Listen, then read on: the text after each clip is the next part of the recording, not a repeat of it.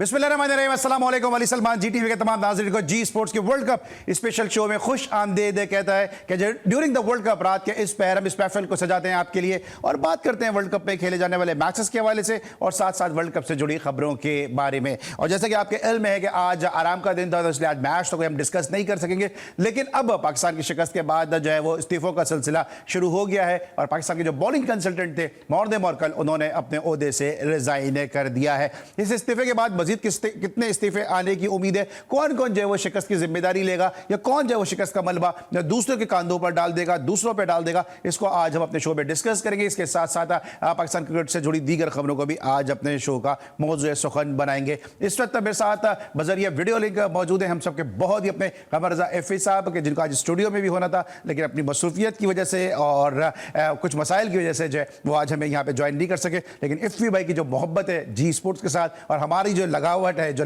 इनके साथ हमारा जो लगाव है, उसके तहत आज हमने सोचा क्यों ना फिर इनको हम मिस ना करें और बजरिया वीडियो लिंक ही इनको अपने शो में शामिल करें। अस्सलाम वालेकुम इफ़ी भाई। वालेकुम अस्सलाम अली, उम्मीद है आप ठीक होंगे। बिल्कुल मैं ठीक तो नहीं हूं क्योंकि आपको यहाँ पे एक्सपेक्ट कर रहे थे, आप यहाँ पे नहीं है। जो आपकी मौजूदगी का यहाँ पे जो चार होता है, मजा होता है, वो वीडियो लिंक पे जो है वो पूरा नहीं हो पाएगा। हाँ अली, असल में मुझे भी थोड़ा सा ये होता है कि यार आपको जरा जवाब जरा बेहतर दे देता हूँ मैं स्टूडियो में बैठ के। हाँ। अच्छा इफ़ी भाई ये बताएं, खबर तो आप तक पहुंच गई कि मॉर्ने मॉर्कल के हवाले से, और मॉर्ने मॉर्कल ने थोड़ी करेज दिखाई कि उन्होंने इस्तीफा दिया और उन्होंने जिम्मेदारी कबूल की। किस तरह से इस इस्तीफे को एनालाइज करेंगे? अली, बड़ा अफसोसनाक पाकिस्तान की परफॉर्मेंस रही इस वर्ल्ड कप के अंदर। और कुछ लोग जो हमारे फैंस हैं जिनकी बेवकूफी ये है कि यार वो सस्ती क्रिकेट देखने के शौकीन में अच्छी क्रिकेट खेलने के लिए भेज दिया अपने खिलाड़ियों को जो अच्छी क्रिकेट खेलने के लायक थे नहीं। देखिए, जो ईमानदार लोग हैं, जिनके अंदर गट्स हैं, जो गैरतमंद हैं, वो यकीनन रिजाइन करेंगे और जो बेईमान है वो ऑस्ट्रेलिया जाने की तैयारी करेंगे और ऐसा ही कुछ नजर आ रहा है। तो आपको लगता है कि मॉर्ने मॉर्कल से थोड़ी सी बात भी करनी चाहिए थी, उनसे रिपोर्ट भी लेनी चाहिए थी कि पाकिस्तान के जो बॉलिंग का फेलियर है इसकी क्या वजह है? शाहीन शाह अफरीदी अपने हमें उससे रिदम में नजर नहीं आए, हारिस रऊफ का हमें वो चार्म नजर नहीं आया, पाकिस्तान की जो बैटरी है, फास्ट बॉलिंग बैटरी, वहां जाके क्यों जो है वो फ्यूज हो गई? अली, इनकी बैटरियां फ्यूज ही थी। तो आपने किससे बताया कि जो ओसाका की बैटरी लगा के गए थे? अबे भैया, ये बैटरियां ही फारिग थी, ये रिचार्ज भी नहीं हो सकती बैटरियां, ये थकी हुई बैटरियां लेके गए थे। पाकिस्तान की जो पेस बैटरी है उसकी आप देख लीजिए, आज भी गांगुली तारीफ करते नजर आएंगे। शाहिद हाशमी के प्रोग्राम में वो वसीम अकरम की बॉलिंग को याद कर रहे थे कि 25-25 ओवर फेंका करते थे यार, पुरानी बॉल से भी वही स्पीड है, नई बॉल से भी वही स्पीड है। तो यहाँ तो हमारा मसला है कि शाहीन को लेकर आप लोगों ने उसको जो है ना केटू के पहाड़ पे चढ़ा दिया था और बोल रहे थे इससे बेहतर बॉलर कोई नहीं। नई बॉल का 3 विकेटें हैं शाहीन की नई बॉल से। दूसरे जो हारिस है, जो टेप बॉल के भी बॉलर है, उनको आपने लाल बॉल का सर पे बिठाकर उठा के लेके चले गए, जो जिसने मेरे ख्याल में सबसे ज्यादा रन खाने का एक रिकॉर्ड भी अपने नाम कर लिया है। तो हमारे लड़के तो ऐसे ही है अली। मसला ये है कि हमने पाला उनको इसी अंदाज से कि वो जाएं और कहीं पे भी हमारी इज्जत उतरवा दें, और वो उसमें कामयाब हो गए। लेकिन एफ में बात यह है कि अब जो अगर हम गुज़श्ता 1.5-2 साल में देखते हैं तो हमारे पास तो बॉलर ही यही है। शाहनवाज धानी आया, उसको एक कॉमिक कैरेक्टर बना के रख दिया, उससे कॉमेडी करवाते रहे। एहसान आया, वो अनफिट हो गया। जमान खान आया, उसको जो इन्होंने बेंच पे बिठा के रखा। तो हमारे पास तो जो रिसोर्सेज थे, जिनको मुसलसल खिला रहे थे, तो यही बॉलर थे, यही हमारे पास पेस बैटरी थी। इसमें मॉर्ने मॉर्कल का क्या कसूर है? जो सिलेक्शन कमेटी है, जो कप्तान है, वो इतना डोमिनेट करता है तो उसमें बॉलिंग कंसल्टेंट को तो जो आर्मरी दी जाएगी वो उसी को तो वो सिखाएगा वो। अली देखिए यार, बड़ा अनफॉर्चुनेट है कि आपने पाकिस्तान के बच्चों को मौका दिया ही नहीं। शाहनवाज धानी फर्स्ट क्लास का एक पूरा मुकम्मल बॉलर था। ताबिश खान, जिसको आपने ऑनर किया जान छुड़ाने के लिए, गले में फंस रहा था, उसकी 750 विकेटें थी डोमेस्टिक के अंदर। आपने कराची में उसको इंग्लैंड के खिलाफ मौका दिया और बोला चल निकलती रही है ऐसी की तैसी, तू बहुत गले में फंस रहा था, तेरा बड़ा नाम आ रहा था।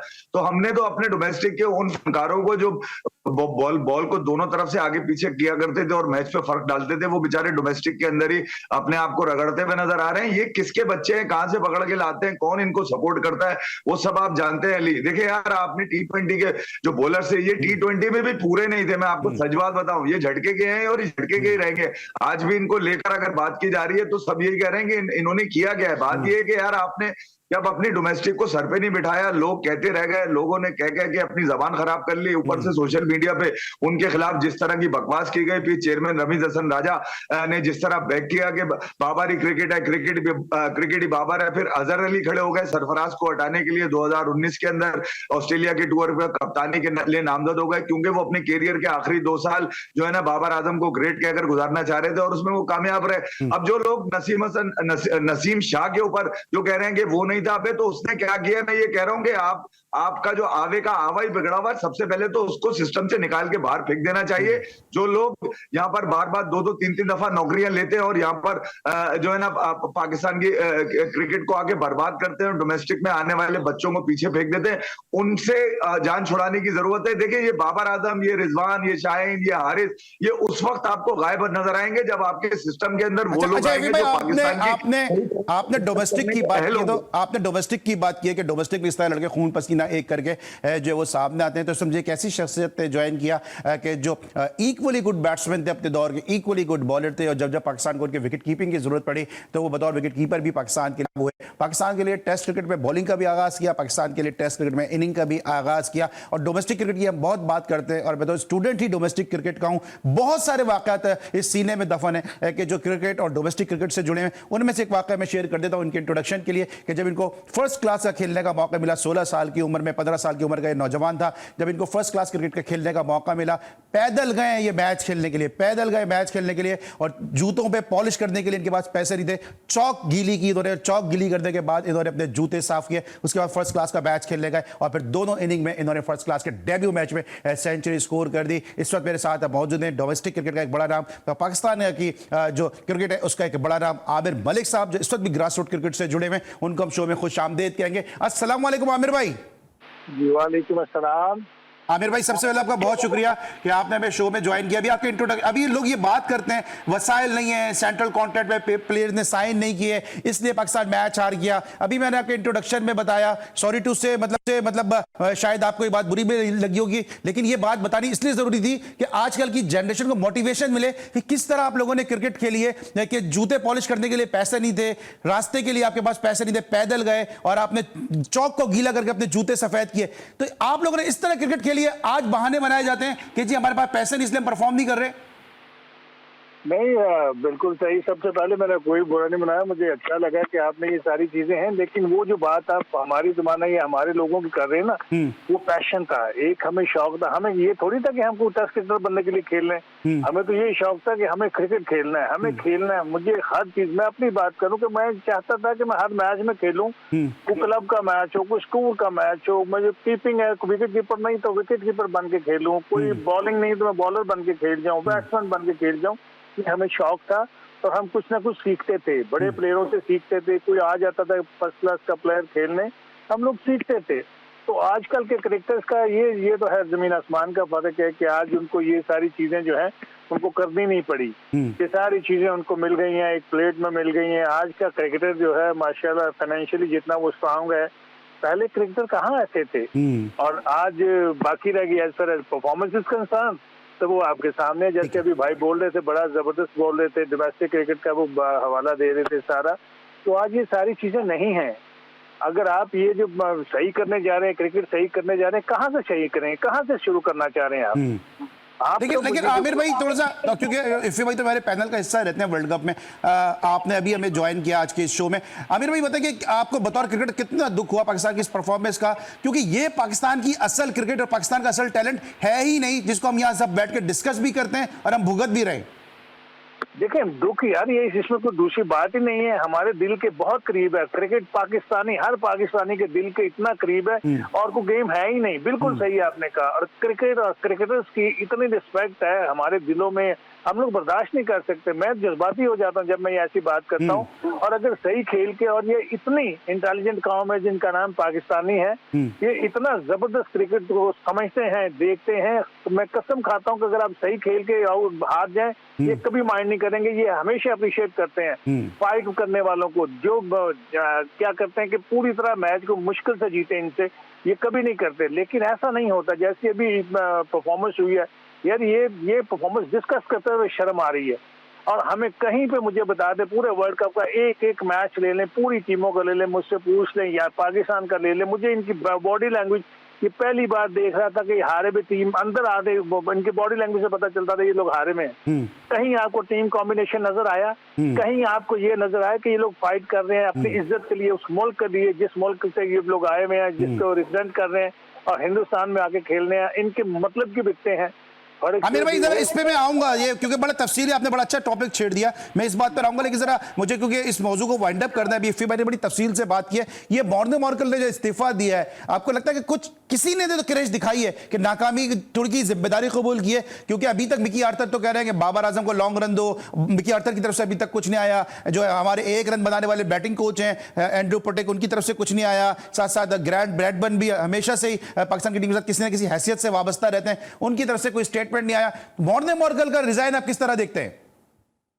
यार उसका कॉन्ट्रैक्ट जून तक था, उसका खत्म हो गया, खत्म है, उसके बाद इन्हें वैसे भी इनको निकाल ही देना। बाकी गोरे जो होते हैं ना, वो इस कंट्रोवर्सी में नहीं पड़ते हैं, वो सीधी सी बात करते हैं। कभी आज तक ऐसा हुआ कि किसी गोरों ने आके रिजाइन किया या कुछ ऐसा, उनका कॉन्ट्रैक्ट खत्म हो गया, वो वापस चले गए। जब उनको पता चलता है कि ये लोग हमें कंटिन्यू नहीं करेंगे, वो आपकी सियासत और आपकी ये जो जिस तरीके से हम लोग क्रिकेट को लेते हैं, जिस तरह हमारे मुल्क में सोची जाती है, देखी जाती है क्रिकेट, जिसको हम लोग डिस्कस करते हैं, जो मीडिया है, जो हर बंदा इसको डिस्कस कर रहा होता है, गोरे गोरे ऐसी चीजें नहीं करते हैं। ठीक है, उनको वो सीधा सी बात है, अब निकाल देंगे, चलेंगे, प्रोफेशनल लोग हैं। ठीक है आमिर भाई, मैं लेता हूं आपसे आखिरी मुझे ब्रेक पे आना है। फिर भाई ये बताएगा कि अब मॉर्कल के जाने के बाद कोई ऐसे नाम है आपके जहन में कि जो बतौर बॉलिंग कंसल्टेंट पाकिस्तान के लिए, पाकिस्तानी प्लेयर्स की बात कर रहा हूं, कोचेस की, कि जो इस ऑस्ट्रेलिया के दौरे में शामिल हो सकते हैं? जी फिर भाई। अली बिल्कुल, आपके पास पाकिस्तान में बहुत सारे बॉलर्स हैं यार। ऐसा नहीं है कि पाकिस्तान की खेती बिल्कुल ही वीरान हो गई है, उजड़ गई है या हार गए तो ये पहली दफा आ रहे हैं। आपके पास हमेशा से बॉलर हैं, दुनिया मानती है आपके बॉलर्स को। मगर आप अगर रिस्पेक्ट देंगे, इज्जत देंगे, तो आपका आदमी आपको मिल जाएगा यार। और यहाँ फ्री में काम करने को लोग तैयार हो जाएंगे यार। पाकिस्तान के नाम पे कौन मना करेगा, मुझे बताएं आप। मगर आप जब रिस्पेक्ट नहीं देंगे, आप जब छोटे छोटे 2 टके के खिलाड़ियों से खिलाड़ियों को जलील करवाएंगे, यूनुस खान की मिसाल आपके सामने, कौन अपनी सर्विसेज देगा इनको यार? ये तो पूरा गैंग चला रहे हैं, ये माफिया है भाई। ये मुख्तलिफ आईडी से ट्रोल करवाते हैं अपने खिलाड़ियों को, क्योंकि ये प्रूव करना चाहते हैं कि ये सबसे बड़े खिलाड़ी हैं। नहीं यार, तुम्हारी हिस्ट्री में लानत पड़ी हुई है। तुमने जिस अंदाज से तुमने क्रिकेट खेली है पिछले 2-2.5 साल में, तुमने मैच ही नहीं किया स्टैंडर्ड को। जब कोई आता है, यानी कि मोइन अली आ गया यार, वो तुम्हारी बजा के चला गया। फिर न्यूजीलैंड आया, उसने तुमसे सीरीज बराबर कर दी, T20 आएगी, ओडीआई तुमसे जीत के चला गया। अफगानिस्तान आया, वो तुम्हारी बजा के चला गया। मुझे एक बात बताएं यार, कि आपने पिछले 1-1.5 साल में जिस तरह की जिल्लतें उठाई हैं और जिस तरह आपने डांस किया, नेदरलैंड ने साउथ अफ्रीका को हराया, फाइनल खेल रहे हैं वहां पर, आप वापसी की तैयारी कर रहे हैं, झटका लगा, आप कह रहे हैं कि हम फाइनल में पहुंचे थे। नहीं, आप फाइनल में अगर पहुंचने वाली, अगर आपकी क्रिकेट वाली टांगे पूरी होती ना अली, कोई बहस नहीं करता। इंग्लैंड की टीम भी तो आपके सामने है यार, वो बुरा हारे हैं, वो बुरी क्रिकेट नहीं खेल रहे थे, बुरा हार गए। ठीक है आमिर भाई, ठीक है इफ्फी भाई, आपका मुझे वर्डिक्ट मिल गया। आमिर भाई, आप भी कुछ अगर कोई सजेस्ट कर सके, कोई ऐसे नाम जो मॉर्कल की जगह जो ले सके, क्विकली मुझे 2-3 नाम बता दें अगर आप। नहीं, किसके लिए? बॉलिंग कोच के लिए यार? अभी आप इस चीज मेरी बात सुने, अभी जो आप ऑस्ट्रेलिया टूर कर रहे हैं, इसकी बात कर रहे हैं ना? जी। ऑस्ट्रेलिया न्यूजीलैंड में क्या आप जो मर्जी ले यार, आप टफ, आप जीतेंगे तो है नहीं वहां से, मार आप बुरी तरह से खाएंगे वहां पे। आप जो मर्जी कोच ले हैं, जो उसका कोई चीज है ही नहीं है। ये सारी चीजें हैं ऑफ सीजन में बाद में बात करते हैं। इसमें जो चीज है इस वक्त जो आपके पास बहुत बेशुमार है, किसी को भी आपने भेजना है, कोई उसने मैच तो आपको जितवाना नहीं है, आपने इन लोगों के साथ खेलना है मैच। ये बुरी तरह से हारे में है, इनकी मोटिवेशन इनको जरूरत है उसकी, वो है नहीं है, ये यहीं से हारे में जाएंगे। ऑस्ट्रेलिया का इनको जीतने देगा, न्यूजीलैंड क्या इनको जीतने देगा? तो फिर आपकी सीधी सी बात है, आपकी सिलेक्शन ही ठीक नहीं होती है। बिल्कुल वो सही कह रहे हैं भाई साहब, बिल्कुल वो सही कह रहे हैं आपको कि इनका इनमें इन्होंने जो किया है वो भुगत रहे हैं। अब इसके लिए इतना नहीं होता कि आपके पास थोड़ा टाइम हो तो आप किसी कोच को, जादूगर तो होता नहीं है कि एक जादूगर आ गया तो उसने एकदम ऐसी कुछ चीजें आपके बॉलर्स में डाल दी तो वो जाते ही ऑस्ट्रेलिया की सीरीज जीत जाएगा। ऐसा कुछ नहीं होगा, जिसको मर्जी भेजें। ठीक है, मतलब जिसको मर्जी भेजे, कोई रिजल्ट सामने आना नहीं है। नहीं, मैं अभी से बता रहा हूँ, आज आप लिख लें, ये क्या ये बुरी तरह से हारेंगे ऑस्ट्रेलिया। ठीक है आमिर भाई, हमारे साथ रहेगा आमिर भाई, इफ्फी भाई हमारे साथ कंटिन्यू कीजिएगा, हमारे साथ रहेगा। इस वक्त हम ब्रेक लेंगे, जब ब्रेक के बाद जरा बाबर आजम के मुस्तकबिल के हवाले से बात करेंगे। मिलते हैं छोटे से ब्रेक के बाद।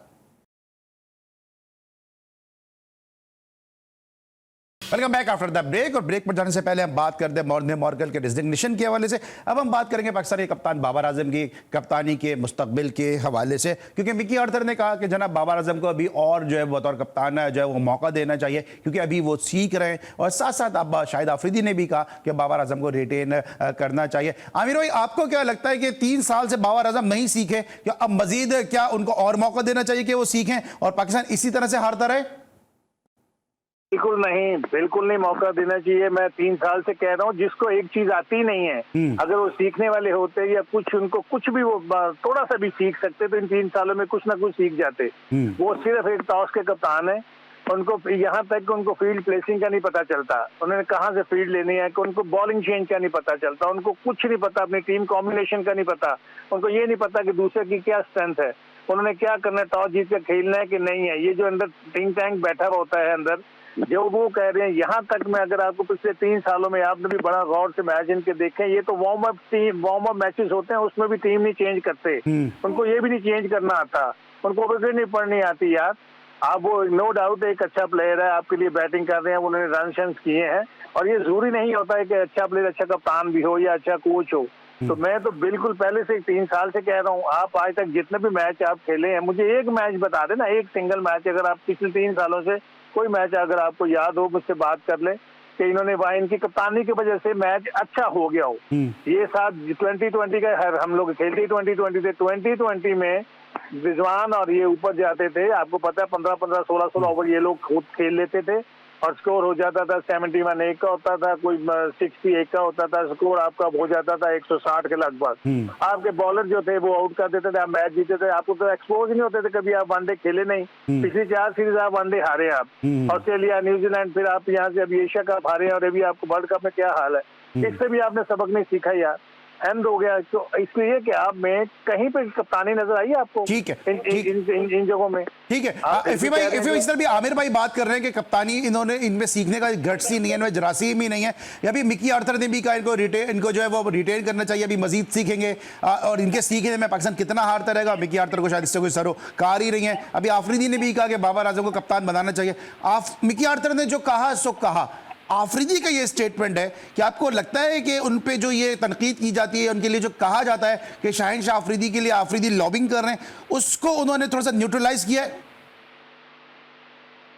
जी भाई देखें यार, बाबर आजम के लिए मैंने वर्ल्ड कप से पहले जब ये स्क्वाड अनाउंस हुआ तो मैंने यही कहा था कि स्क्वाड ये वर्ल्ड कप का नहीं है, वर्ल्ड कप के बाद का स्क्वाड है। और शायद लोगों को उस वक्त मजाक लगा था। देखिए यार, ये जो माफिया काम कर रही है, माफिया में इसलिए कह रहा हूं कि ये इन्हीं के प्लेयर्स आ रहे हैं। आप 20 ये छोड़ दें 11, 15, 18 जो हैं, ये 22, 24 जो प्लेयर्स हैं, इसके अंदर से ही घूम फिर के आएंगे। देखिए हर खिलाड़ी के 2 से 3 ऑप्शन है इनके पास। ये नहीं चला तो ये नहीं चला तो ये। एशिया कप में भी इनके खिलाड़ी जाते हैं, एशियन गेम्स में भी इन्हीं के खिलाड़ी जाते हैं और इमर्जिंग तक में इनके लड़के खेल जाते हैं। आप अंदाजा लगा लीजिए कि इन्होंने किस कदर बड़ा रैकेट बना के रखा हुआ है।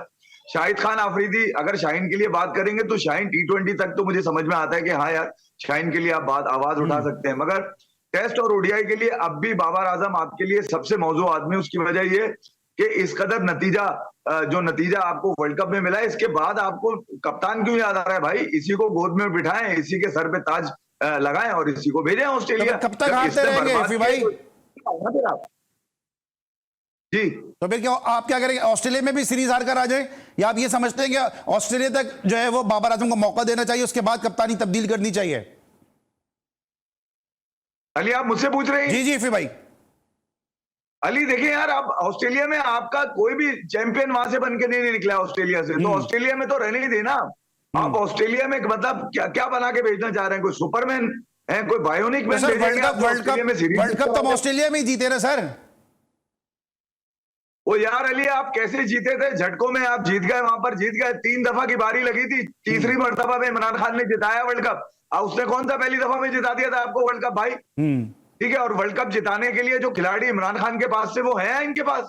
अबे सदियों में खिलाड़ी पैदा होता है भाई, इस तरह थोड़ी बन जाता है खिलाड़ी कोई।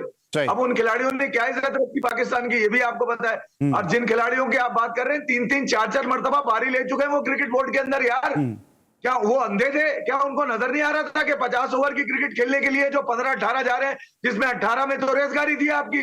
अबे कोई नहीं चिल्लाया पाकिस्तान के नाम पे, सबके धंधे लगे हुए थे, अब सबके कीड़ा काट रहा है, सब शोर कर रहे हैं, सबको तकलीफ हो रही है, सबका एजेंडा चल रहा है, जिसको देखो वो बदल दो, क्यों बदलो भाई? इन्हीं को रुसवा नहीं तो भले ऑस्ट्रेलिया में भले इंग्लैंड में यही रुसवा कराएंगे पाकिस्तान की क्रिकेट को, इन्हीं को बैक किया जाए। मैं तो कह रहा हूं भाई, मुझे नहीं चाहिए नए लड़के लाने, तो डोमेस्टिक के टॉप 5 बॉलर, टॉप 5 बैटर लेकर आओ जो 3 साल में आपको बन के दिखाए और चौथे साल वर्ल्ड कप लेकर आए। अगर आपने इन्हीं को सपोर्ट कर लिया है तो फिर इन्हीं को भेजो ऑस्ट्रेलिया। भाई देख ले, आप सिस्टम के नाम पे निकल कर आ गए लोग पाकिस्तान के अंदर, और कोई बाबर को बचा रहा है, कोई उसको लेकर आने की बात कर रहा है, कोई उसको। अबे इन तिलों में तेल नहीं है अली यार, इनको भेजो, इनको डोमेस्टिक की भट्टी में भेजो वापस। पाकिस्तान का टैलेंट जल रहा है यार, इनको कब तक इस्तेमाल करोगे? इनको खुदा के लिए फेंको वापस उस भट्टी के अंदर। देखे पीएसएल की जो गेम चलती है ना भाई, वो फ्रेंचाइज ओनर के लिए अहम होता है कि वो पाकिस्तान खेले बच्चा। आपने T20 के नाम पे पाकिस्तान की क्रिकेट को बर्बाद कर दिया, और ये इसमें पीएसएल सबसे बड़ी फरीक है। ठीक है आमिर भाई, ये आमिर भाई आप खुद डोमेस्टिक की प्रोडक्ट है, आपने खुद ऑस्ट्रेलिया में जाके परफॉर्म भी किया है, आप भी क्या इस बात से मुत्तफिक हैं कि ऑस्ट्रेलिया के दौरे के बाद जो कप्तानी तब्दील करनी चाहिए? आप समझते हैं कि जो अभी नताइज सामने उसको देखते हुए बाबर आजम को स्टेप डाउन कर देना चाहिए और कप्तान हमें दूसरा कोई लाना चाहिए? यार मैं आपको पहले भी बता चुका हूँ कि वो जो बाबर की बात है ना, ये एज फार एज कप्तानी कंसर्न उसको नहीं आती यार। आप क्या कर रहे हैं 3 साल में, जो आपने किया उसको वो नहीं आती है, जिसको मर्जी देने कप्तानी। बात ये है कि ये सीरीज बहुत मुश्किल है, आप ऑस्ट्रेलिया में मुश्किल से जीतेंगे नहीं है आप। आपको पता ही है जैसी भी सीरीज होगी, फिर आप न्यूजीलैंड होगी, वो भी सीरीज आपके सामने है। अब आपकी जो परफॉर्मेंस है, आप अब देखो तो आपकी परफॉर्मेंस यार, आप इतनी मार खा रहे हैं। बाकी रहेगी बात कप्तानी की, जब ये सीरीज खत्म हो जाएगी उसके बाद ये बोर्ड बने, वहां पे देखें जो समझदार लोग हैं, जो आपके पास अच्छे कप्तान है, जो आपके ऑप्शंस हैं, वहां पे उसको ट्राई करें। लेकिन आमिर भाई ऑप्शन क्या है? क्योंकि अभी उमर गुल ने आज एक ऑप्शन दे दिया कि अब्दुल्ला शफीक को बतौर कप्तान जो है वो ट्राई किया जाए। आप देखें हर एक लॉबी बनी हुई है, 2-2, 3-3 नाम अब यहाँ पे घूम रहे हैं। एक रिजवान का नाम घूम रहा है, एक वो शहनशाह अफरीदी का नाम घूम रहा है, एक वो उसका अपना सरफराज का नाम लिया जा रहा है। अब बात ये है कि आपने जो भी ये सब T20 के कप्तान रहे हैं, T20 में कप्तानी की भी है, लाहौर कलंदर की कप्तानी की भी है, मुल्तान सुल्तान की कप्तानी की भी है, और इसी तरीके से वो ग्लैडिएटर के काम, ये तो वहां से आपको लेना पड़ेगा। इसके अलावा आप मुझे बताएं कि आपके पास कौन सा कप्तान बनाया जाता है? अगर मैं आमिर मलिक से पूछूं, आमिर मलिक जैसे क्रिकेटर से पूछूं, आमिर मलिक का कप्तान कौन होना चाहिए? नहीं, मेरा कप्तान इस वक्त तो मेरी जान, मुझे सबसे बेहतर अगर सही पूछें तो मुझे सरफराज लगता है कि सरफराज एटलीस्ट अब वो टीम में नहीं है, लेकिन अभी वो खेल भी रहा है, उसकी टीम अभी जीत के भी गई है, अभी टीम उसने जीता है, आंखें बंद करके उसको टीम उसके हवाले कर दें। ठीक है आमिर भाई, मुझे ब्रेक पे जाना है, मैं इस गुफ्तगू को यहीं पे वाइंड अप करना चाह रहा हूं। लेकिन अभी जो क्रिकेट बोर्ड के जो मैनेजिंग कमेटी के चेयरमैन है ज़का अशरफ साहब, अभी वो कुछ क्रिकेटर्स को बुला रहे हैं मुलाकात के लिए, मां सिवाय मोहसिन हसन खान के जो एक अरसे से क्रिकेट बोर्ड से दूर हैं। तमाम वही चेहरे जो फ्रेंचाइज से वाबस्ता है, वही चेहरे जो किसी न किसी हैसियत में गुज़िश्ता 2-3 साल में पाकिस्तान क्रिकेट बोर्ड के साथ किसी न किसी हैसियत में उनके साथ मुंसलिक रहे। क्यों वो आप जैसे लोगों को जो अपनी अकेडमी रन कर रहे हैं, जो आप जैसे लोग जो नसीम शाह जैसा बॉलर देते हैं, आप जैसे लोग जो एहसानुल्लाह जैसा बॉलर देते हैं, अभी भी जोहेब लड़का आपकी अकेडमी का बड़ा जबरदस्त ऑलराउंडर है, जिसको मैं जाती तौर पर जानता हूँ कितना जबरदस्त वो टैलेंट है, आप जैसे प्लेयर को क्यों वो इनवाइट नहीं करते हैं? क्योंकि आप सिस्टम का हिस्सा नहीं बनते हैं? क्योंकि माजी में हमने देखा कि रमीज राजा जैसा जो क्रिकेटर है, जो आपका दोस्त है, वो भी चेयरमैन रहा, उन्होंने भी आपको इनवाइट नहीं किया। अब ये चीजें तो मैं, ये जो सवाल उनसे करने वाले हैं, मुझसे तो नहीं। मुझे तो ये पता है कि मेरा जो इतना 30 साल खेलने का, 15 साल इनको देखने का, हर चीज जो 45 साल एक्सपीरियंस है, मुझे तो पता है कि मैं बहुत कुछ डिलीवर कर सकता हूँ, अल्लाह के हुक्म से बहुत कुछ कर सकता हूँ इस सिस्टम में रह के। लेकिन ये जो सामने है, अगर उनको नहीं नजर आता या कोई कुछ नहीं, हाँ जो मोहसिन भाई की बात की है, मोहसिन खान की, वो नहायत जबरदस्त चॉइस है। अगर ये लोग उनसे मुत्तफिक होकर उनको जो है उनको या ऑस्ट्रेलिया या किसी टूर पे भेजें, ताकि वो जो है, क्योंकि उनको सबसे बड़ी चीज पता क्या होती है, जो आपको ये एबिलिटी होनी चाहिए कि आप अपने अल्फाज जो हैं आप दूसरों में मुंतकिल कर सकें और उनसे वो परफॉर्मेंस ले सकें। ये मोहसिन भाई में है। मोहसिन भाई जो जिस तरीके से ये चीज प्लेयर्स को बताते हैं और प्लेयर उन पे अमल करते हैं और उससे परफॉर्मेंस बेहतर आती है, ये बाकियों में नहीं है। बाकी या तो लेक्चर दे देंगे या आपको ऐसी ट्रेनिंग कराते जाएंगे। ये सारी चीजें जो है ना ये डिफरेंट। मैं वैसे आपको बताऊं, बाकी रहा ये सब टेस्ट क्रिकेटर को बुलाना पूछना ये वो, कभी ऐसी भी टीमें बनती हैं, कभी ऐसे आज तक कभी ऐसी टीमें बनी। अगर ऐसे वैसे वर्ल्ड कप जीतना होता है सारा जमाना वहां पे होता है। बात होती है कि आप कोई ठोस कोई इंतजाम करें, कुछ सही तरीके से क्रिकेट करवाएं और आप एक फोकस करें कि हमने कहां से क्रिकेटर्स लेने हैं। आपके सामने क्रिकेटर्स आ रही। ठीक है आमिर भाई, इस वक्त हम ब्रेक लेंगे। जब ब्रेक के बाद वापस आएंगे तो जरा बात करेंगे कि राणा ने स्टेटमेंट दिया कि जय शाह जो है वो बीसीसीआई की क्रिकेट चला रहे हैं और साथ साथ आपकी मौजूदगी का फायदा उठाते हुए थोड़ा सेमीफाइनल को भी डिस्कस करेंगे। मिलते हैं एक ब्रेक के बाद।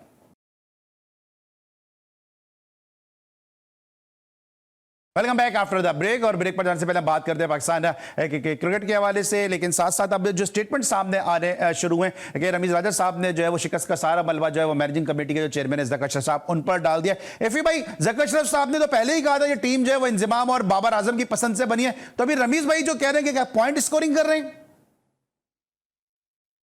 जी भाई अली बिल्कुल कर रहे हैं और बाबर आजम को बचाने के लिए सर धड़ की बाजी लगाई हुई उन्होंने, क्योंकि इस झूठ का सहारा यही बने थे। असल में तो यार देखें, रमीज हसन राजा को उस वक्त जब इंग्लैंड आई हुई थी और अब बुरी ऑस्ट्रेलिया आई, और मैं आपको अभी बता रहा हूं अली, मैं इससे पहले भी बता चुका हूं, ऑस्ट्रेलिया के जो मेन बॉलर्स थे उन्होंने सिर्फ पिंडी के स्टेडियम में शुरू के 2 दिन बॉलिंग करी है। उसके बाद जो बाकी 2 टेस्ट खेले आप जाके उन बॉलर्स को देख लीजिएगा कि कौन से बॉलर्स को आपके बॉलर्स बैट्समैनों ने रन बनाए लाहौर तक।